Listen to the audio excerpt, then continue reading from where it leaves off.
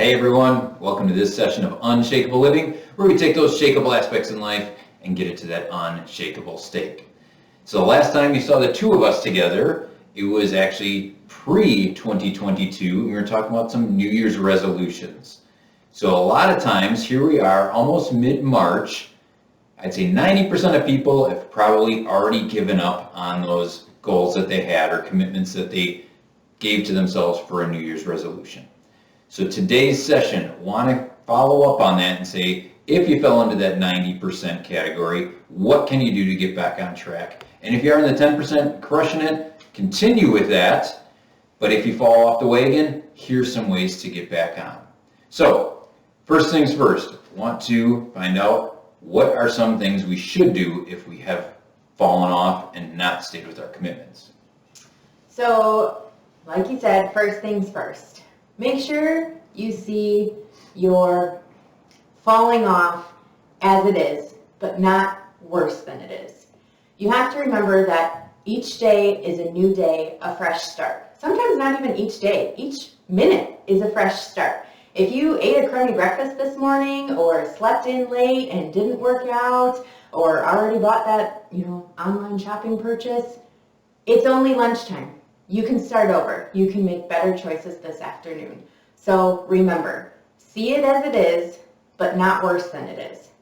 So step one to kind of getting back on track is you have to recommit.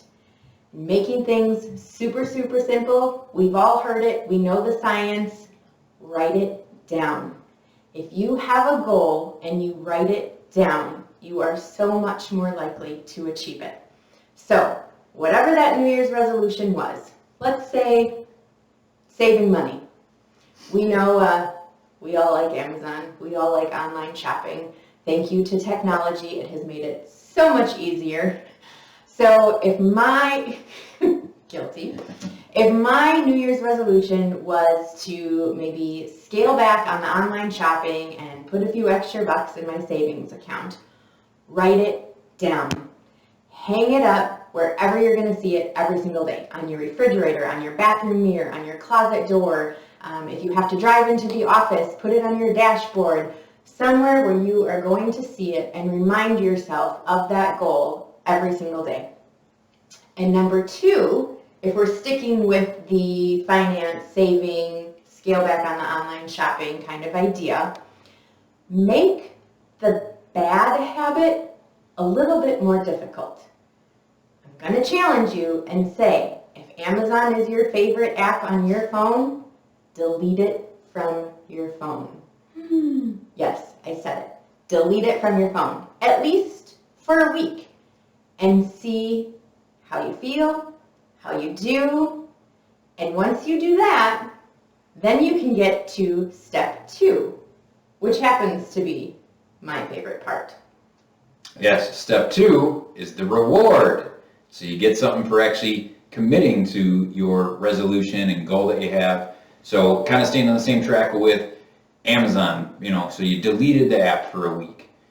What I would say is a good reward is during that time is start just like we did with the writing down of reminding not to do it. Use the writing down as, hey, what reward should I get for staying on my commitment? Maybe it's writing down the things that you're thinking about buying that week. And then actually at the end of the week, take a look. Which ones actually were very important to you that you're like, this I still definitely want. Well, pull those up, put them to the top of the list. Now, it's not saying go right away and purchase those, but really identify which ones are meaningful to you. So then that way, when you do go back and put the Amazon back on your phone and make a purchase, it again is something now that's truly meaningful, and use that as a reward versus going on buying everything and then looking at it like, oh, I didn't, stay to my commitment at all. So a little more thought went into it versus the impulse of, ooh, I saw that ad, I'm going to buy. Correct, yes. And then also give yourself some grace. Every now and then, now if you hop back on and let's say you buy two things and one really wasn't that important, give yourself some grace with that. It's not the end of the world, because a lot of times we'll get in our own head being like, well, now I failed at it and now I messed it up and now it's all over. It's not that way. Look at it as, okay, I need to restart this, get back on the way it should be. And then patience with this. So as you're doing it, You need some patience to really see the big rewards. A lot of times people want that instant gratification. With a lot of the positive changes we make in life, it takes 2, 3, even 4 times as long as it would if you did something negative to see the actual results. So have some patience with yourself as well. So with that, I actually wanted to tie this back in. So with the looking back, doing the recommit and then reward, obviously we started this on the New Year's resolution. One of the things we shared was some of our relationship goals, and wanted to use an example of that to show how this can actually, if you fall off a little bit, how you can recover on it. So why don't you share what happened with one of our date nights that we had? So I am guilty. Last month, Mike definitely had to give me some patience and grace because I mixed up our date night dates. And it was his month to plan it, so he planned it, he bought tickets, and then like the day before, I had to say, I have plans with all of my girlfriends that night. It's been on the calendar for like months. So he definitely had to give me a little patience and grace, and we were able to cancel tickets and get our money back and all that good stuff. But our point of sharing that story is to show that we very easily could have just went, well, we're not going to do date night this month. But we recommitted, we picked a new date, and it was fabulous. It was simple. We didn't go anywhere. We stayed at home. I still cooked dinner, but Mike still made it a wonderful, absolutely fabulous date night. It was very empowering as a couple.